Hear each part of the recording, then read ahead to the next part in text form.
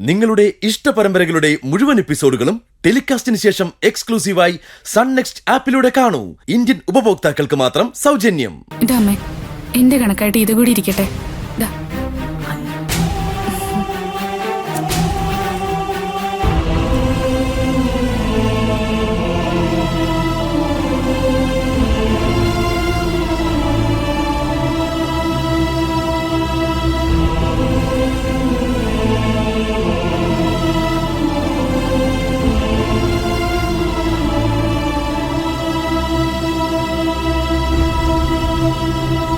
അമ്മേ, എൻ്റെ കയ്യിൽ ഇത്രയും കാശേ ഉള്ളൂ.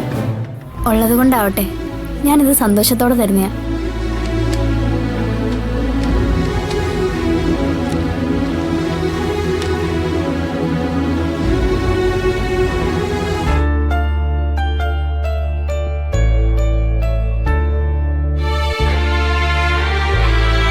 അമ്മേ, ഇത് വേണ്ടെന്ന് പറയരുത്. പെങ്ങൾക്ക് വേണ്ടി ഞാൻ എന്തെങ്കിലും ചെയ്യണ്ടേ? എന്നെ ഈ കുടുംബത്തിലെ ഒരു അംഗമാക്കിയത് ഭാവന സിസ്റ്റർ. രമേശ,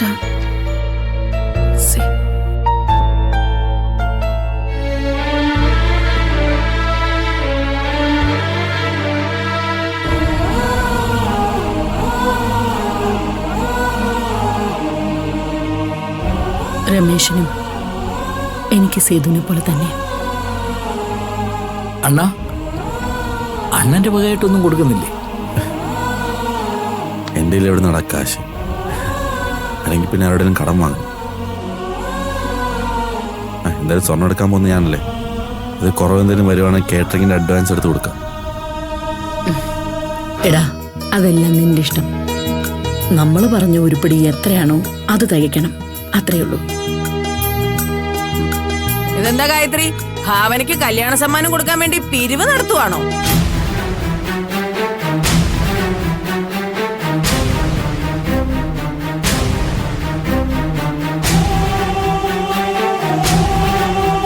ഇവർക്ക് എന്താ കുഴപ്പം?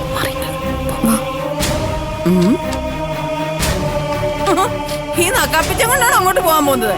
എന്നാ പിന്നെ ഗായത്രി ഒരു പാത്രം എടുത്ത് റോഡിലോട്ട് ഇരിക്കുക. അമ്മ വല്ലതും തായേ എന്ന് പറയും. അയ്യേ, നാണക്കേട് എന്റെ പപ്പേട്ടാ. ശോ,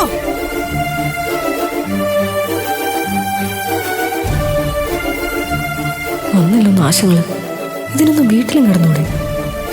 എന്തായാലും ഇത് ശരിയല്ല ഗായത്രി. ജോലിക്കാരിൽ നിന്ന് വരെ ഇരന്ന് വാങ്ങുന്നു. കഷ്ടം.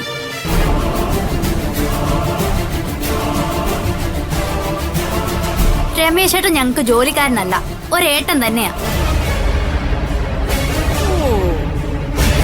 വലിയ ഞങ്ങൾ സന്തോഷത്തോടെ ചെയ്യാൻ പോകുന്ന ഒരു കാര്യമാണ്. ദയവ് ഇതിനെ പരിഹസിക്കരുത്. പിന്നെ എന്താടാ ഞങ്ങൾ ചെയ്യേണ്ടത്? ഇങ്ങനെ കഷ്ടപ്പെട്ട് പിരിവെടുത്തു കൊടുക്കാൻ അവളെന്താ വല്ല ദരിദ്രവാസിയുടെ ഭാര്യയാണോ? അല്ലല്ലോ, കോടീശ്വരന്റെ ഭാര്യയല്ലേ?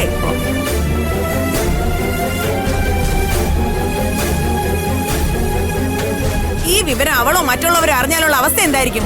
അയ്യേ, ചിന്തിക്കാൻ പോലും വയ്യ. മാമി, ആവശ്യമില്ലാത്തൊന്നും ചിന്തിക്കണ്ട.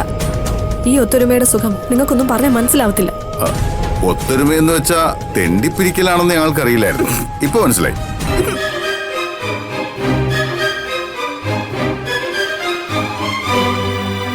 വെറുതെ എന്തിനാ വെള്ളിച്ച നല്ലൊരു കാര്യം ചെയ്തതിനെ ഇങ്ങനെ തടസ്സപ്പെടുത്തുന്നത്?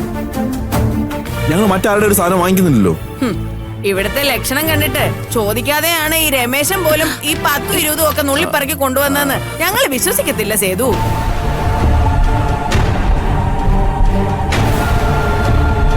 വിശ്വസിക്കണമെന്ന് ഞങ്ങൾ പറഞ്ഞു. സേതു, നമ്മൾ എന്താണോ തീരുമാനിച്ചത് അത് ചെയ്യാൻ നോക്കൂ. ഏട്ടനും ഏട്ടത്തിക്കും നമ്മൾ എത്ര പറഞ്ഞാലും മനസ്സിലാവില്ല. കൈ കിടന്ന വളയൂരി ദാനം ചെയ്യാൻ ഗായത്രിയുടെ ചാട്ടക്കാരി മരുമോളും ഉണ്ട് കൂടെ. വലിയച്ച, മര്യാദയ്ക്ക് സംസാരിക്കണം. ഇവക്കൊരു പേരുണ്ട്, അരുന്ധതി. ആ പേര് വിളിക്കാൻ ബുദ്ധിമുട്ടാണെങ്കിലേ വിളിക്കണ്ട. എടാ, അതിന് നീ എന്തിനാ ചൂടാവുന്നത്? ചാടി വന്നവളെ പിന്നെ ചാട്ടക്കാരി എന്നല്ലാതെ ഓട്ടക്കാരി എന്നാണോ വിളിക്കേണ്ടത്?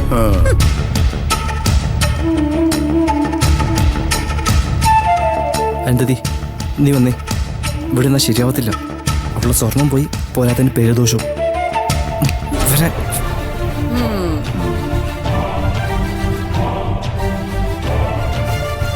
ഗായത്രി, ഭരത് നിന്നെ എന്തായാലും ഒരു പാഠം പഠിപ്പിക്കും. അതിന്റെ എല്ലാ ലക്ഷണവും കാണുന്നുണ്ട്. അതൊക്കെ ഞങ്ങൾ സഹിച്ചു വല്യമ്മേ. വല്യമ്മ ചില വേറെ സമയം കളയാം. എന്തിനായിട്ട് വെറുതെ പിള്ളേരെ കൊണ്ട് പറയിപ്പിക്കുന്നത്? നിങ്ങളുടെ മക്കളെ പോലെ കാണേണ്ടവരുടെ മുന്നിൽ എന്തിനാ ഇങ്ങനെ വില കളയുന്നത്?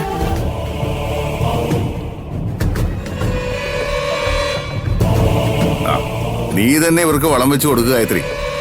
എന്നാലേ ഒരു കുറെ കൂടി പറയൂ. എന്നെ വെറുതെ കുറ്റപ്പെടുത്തണ്ട. ഏട്ടന്റെയും ഏട്ടത്തിയുടെയും സംസാരം ശരിയല്ലാത്തതുകൊണ്ടാ പിള്ളേരിങ്ങനെ ഓരോന്ന് പറയുന്നത്.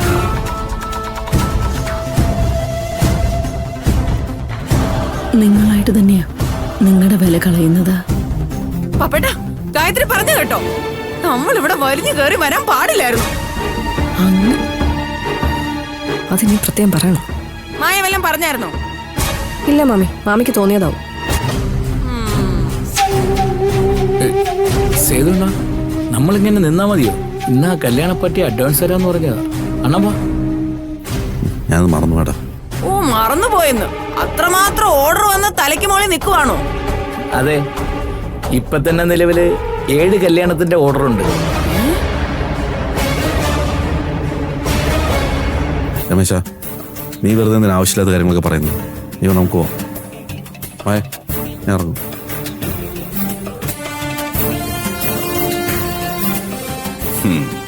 ഇതിനേക്കാളും ഞങ്ങളോട് ഇറങ്ങിപ്പോകാൻ പറഞ്ഞാൽ മതിയായിരുന്നു. ഏട്ടാ, അവരൊരു ആവശ്യത്തിന് വേണ്ടി പോയതല്ലേ. ഏട്ടനും അത് നന്നായിട്ട് അറിയാവുന്നതല്ലേ. മായേ, ചായ എടുക്ക്. ഏട്ടാ ഇരിക്കെ. എടുത്തേ. അയ്യോ വേണ്ടായേ, പറയാനുള്ളതൊക്കെ പറഞ്ഞിട്ട് അങ്ങനെ ഇപ്പൊ ഇരുത്തണ്ട. പപ്പേട്ടാ ഇറങ്ങല്ലേ? ആ. വാ ഗായത്രി, ചടങ്ങുകളൊന്നും മുടക്കണ്ട. ഞങ്ങളൊക്കെ ഇപ്പൊ അന്യരാണല്ലോ. വാ.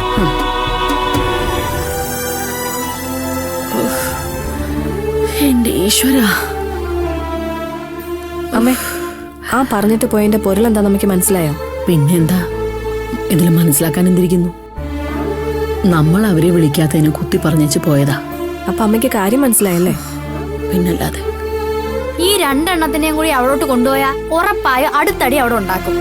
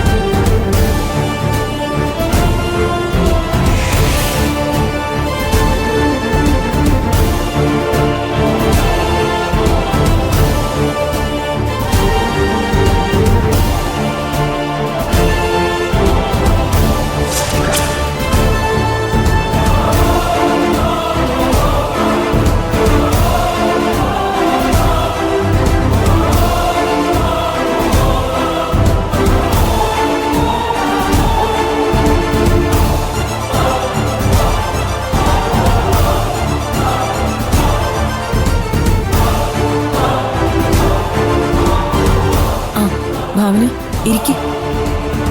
എന്താ എൻ്റെ ഒറ്റയ്ക്കിരുന്ന് ചിന്തിക്കുന്നു? കണക്കുകൂട്ടലുകളെല്ലാം പിഴച്ചുപോയി എന്ന് ഓർത്തിട്ടാണോ?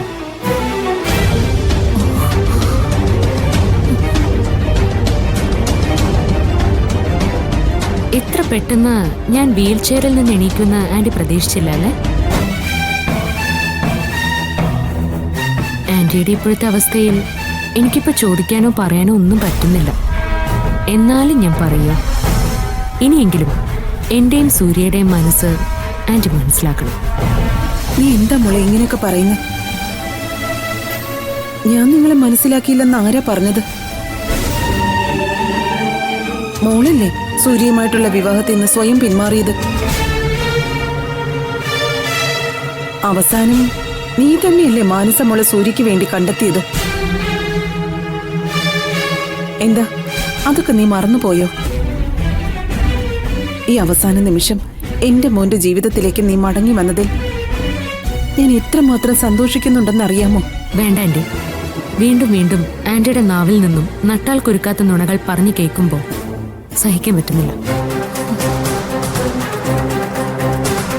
ദൈവം എന്ന പ്രപഞ്ചശക്തി 100% നീതി പുലർത്തിയതുകൊണ്ടാ ഞാൻ ഇന്ന് പഴയ ആളായി തിരിച്ചിങ്ങ് വന്നത്.